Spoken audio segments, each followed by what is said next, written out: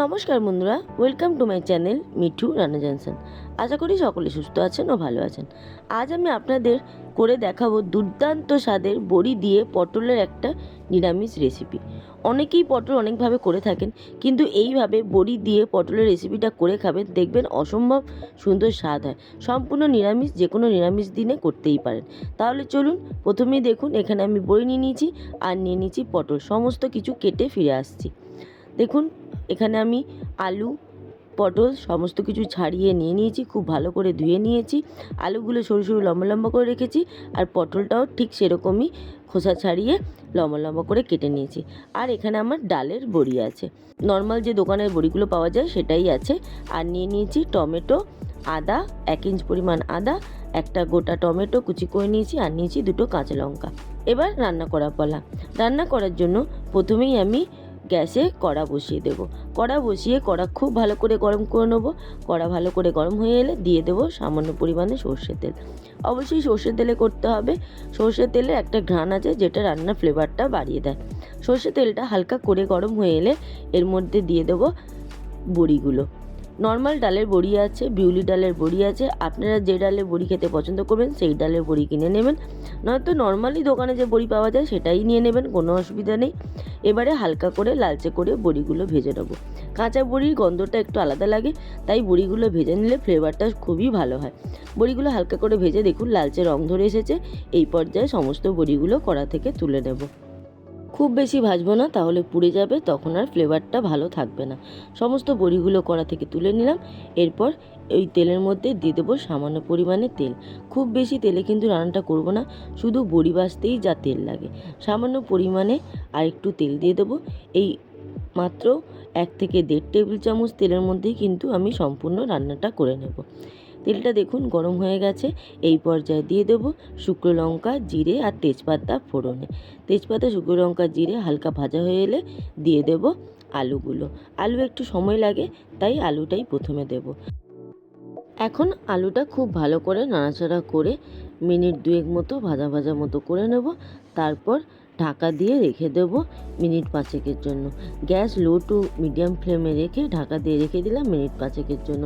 দেখুন 5 মিনিট বাদে ফিরে এলাম, নাড়াচাড়া করে ভেজে নিয়েছি। কত সুন্দর মতো আলুটা ভাজা হয়ে গেছে, বেশ সুন্দর লালচে রং ধরেছে, আর প্রায় 50% মতো সেদ্ধ হয়ে গেছে। এই পর্যায়ে দিয়ে দেবো আগে থেকে কেটে রাখা পটল।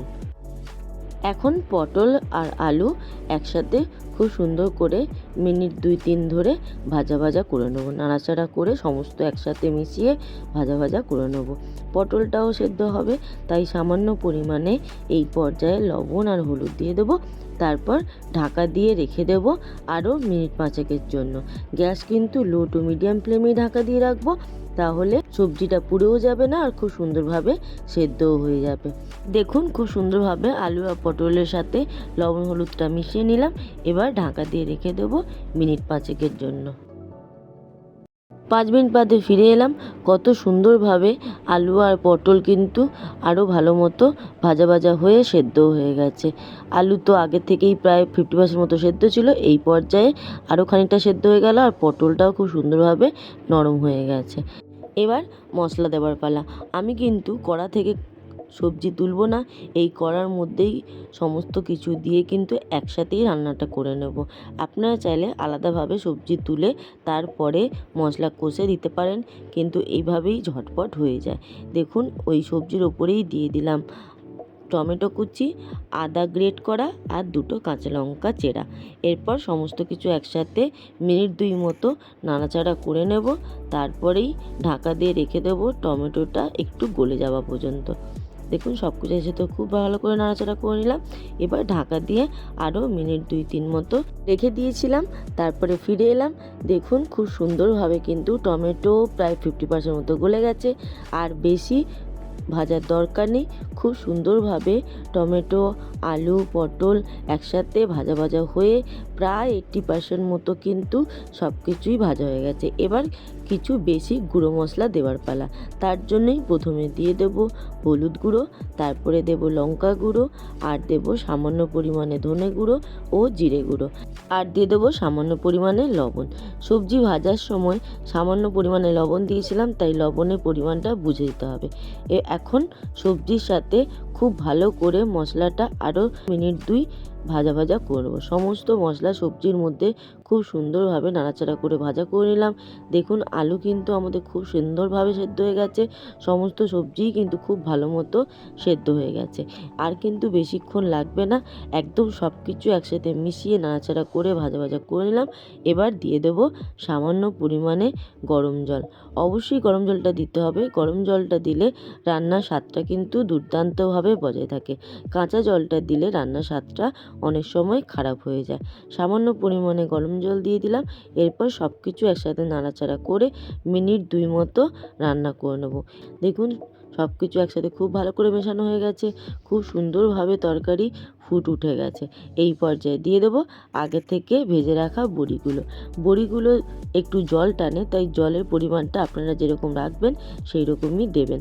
দেখুন বড়িগুলো দিয়ে সমস্ত কিছু একসাথে খুব ভালো করে আরও মিনিট 2 সময় নিয়ে ফুটিয়ে নিলাম। রান্না একদম শেষের পথে। সামান্য পরিমাণে ভাজা মশলা গুঁড়োও দিতে পারেন, তাতে কিন্তু ফ্লেভারটা আরও বেড়ে যায়। এই রকম নিরামিষ সবজি আপনারা যে কোনো নিরামিষের দিনে, অনেকে শনিবার, মঙ্গলবার, বৃহস্পতিবার করে থাকেন, একবার কিন্তু এই রকম নিরামিষ সবজি করে খাবেন, দেখবেন দুর্দান্ত স্বাদ হয় এই নিরামিষ সবজিটার। একদম রান্না তৈরি আজকে আমার, একদম পারফেক্ট তৈরি হয়ে গেছে আজকে আমার রেসিপি বড়ি দিয়ে পটল আলুর নিরামিষ সবজি। একবার এইভাবে নিরামিষ পটল আলু সবজিটা করে খাবেন, দেখবেন দুর্দান্ত স্বাদ হয়।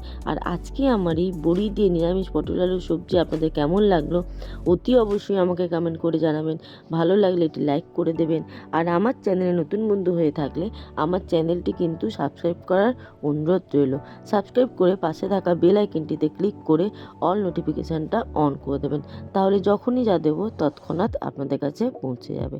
আজ তাহলে আসি, খুব শীঘ্রই দেখা হবে আরেকটি দুর্দান্ত কোনো নতুন রেসিপি নিয়ে। ততক্ষণ ভালো থাকবেন, সুস্থ থাকবেন এবং সাবধানে থাকবেন, আর এইভাবেই আমার পাশে থাকবেন। আর আমার পুরনো বন্ধুদের জানাই অসংখ্য ধন্যবাদ, তারা আছেন বলে আজ আমি একটু একটু করে সফলতার দিকে এগিয়ে যাচ্ছি। এইভাবেই আমার সাথে থাকবেন এবং পাশে থাকবেন।